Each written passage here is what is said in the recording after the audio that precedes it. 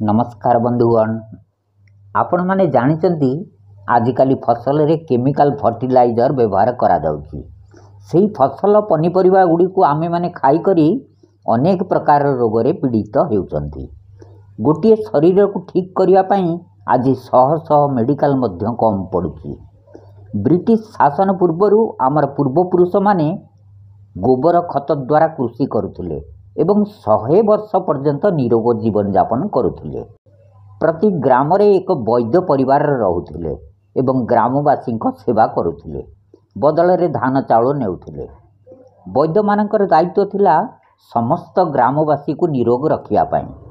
वैद्य माने लोकों को खाद्यपेयर दिशा निर्देशना देउथिले।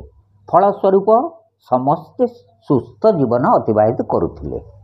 आज मध्य जदि आमे माने खाद्यपेय उपरे ध्यान देवा निश्चित भाव में सुस्थ रहिबा। एई वीडियो रे जानिबा केउ रोगरु रक्षा पाई केउ खाद्य खाइबा हितकारी। तुरंत खांतु, तुरंत आराम मिलिबो। ठंडा एवं दुर्बल लागुथिले एवं रोग प्रतिरोधी शक्ति वृद्धि करिया पाई अँला, कमला लेंबू एगुड़िक विटामिन सी रे भरपूर थाए। यह रोग प्रतिरोधी शक्ति वृद्धि करे। पनीपरिबारे पालंग शाग, ब्रोकोली एगुड़िक एंटीऑक्सीडेंट एवं आयरन रे भरपूर थाए। रक्त कमी को दूर करे। मधुमेह पाई बेरी, नाशपति शर्करा नियंत्रण करिबारे साहाय्य करे। पनीपरिबारे कदली, मेथी शाग एगुड़िक रक्त शर्करा को नियंत्रण करे।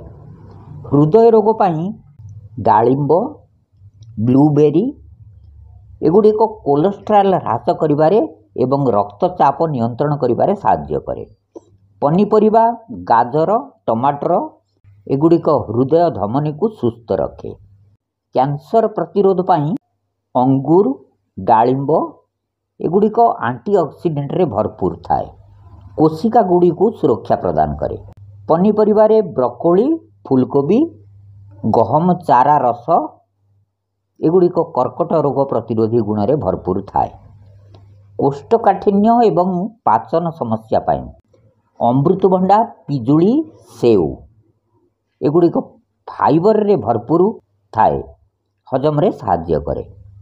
लाउ, भेंडी, सारू पेट को ठंडा करे। पाचन शक्ति को उन्नत करे। हाड़ दुर्बलता, ओस्टियोपोरोसिस, अंजीर, कमला लेंबू एगुड़िक कैल्शियम एवं विटामिन सी रे भरपूर थाए। पालक, मेथी शाग कैल्शियम एवं आयरन रे भरपूर थाए। दृष्टि शक्ति बढ़ाइबा पई आंब, अमृतभंडा एगुड़िक विटामिन ए रे भरपूर थाए। दृष्टि शक्ति उन्नत करे। गाजर, मिठा आलू एगुड़िक बीटा कैरोटीन रे भरपूर थाए। दृष्टि शक्ति वृद्धि करे। रक्तहीनता, आनीमिया रोग पाई डालिंब, खजुरी कोली एगुड़िक लौह आवश्यकता को पूर्ण करिथाए। पनीपरिबारे बीट, पालंग एथिरे रक्त वृद्धिकारी उपादान थाए। एसिडिटी एवं गैस समस्या पाई तरबूज, कदली एगुड़िक पेट को ठंडा करे। काकुड़ी, टिंडा पाचन क्रिया को शांत करे। चर्म समस्या, पिंपल्स एवं रिंकल्स, नड़िया, लेंबू एगुड़िक त्वचा को डिटॉक्स एवं सफा करिबारे साहाय्य करे। पनीपरिबारे टमाटो, काकुड़ी त्वचा को हाइड्रेट एवं उज्जवल करिथाए। थायराइड, दुई प्रकार थायराइड, हाइपोथायरॉयडिज्म आ हाइपरथायरॉयडिज्म। कदली, स्ट्रॉबेरी एगुड़िक शक्ति एवं मेटाबॉलिज्म को समर्थन करिथाए। पनीपरिबारे पियाज, टमाटो एगुड़िक एंटीऑक्सीडेंट गुण हेतु थायराइड को संतुलित करे। माइग्रेन पेन, मुंड बिंधा, अधकपाड़ी बिंधा। सेऊ, चेरी एगुड़िक प्रदाह एवं मुंड बिंधा कमाइबारे साहाय्य करे। पनीपरिबारे पालंग, मिठा आलू एगुड़िक मैग्नेशियम एवं फाइबर रे भरपूर थाए। रक्तचाप, हाई ब्लड प्रेशर किंबा निम्न ब्लड प्रेशर पाई କଦଳୀ ଉଚ୍ଚ ରକ୍ତଚାପ ପାଇଁ ଉପଯୁକ୍ତ। ବିଟ୍ ରୁଟ୍ ଲୋ ବ୍ଲଡ଼ ପ୍ରେସର ପାଇଁ ଉପଯୁକ୍ତ। ପନିପରିବାରେ ଲାଉ ବିଟ୍ ବିପି ନିୟନ୍ତ୍ରଣରେ ସହାୟକ।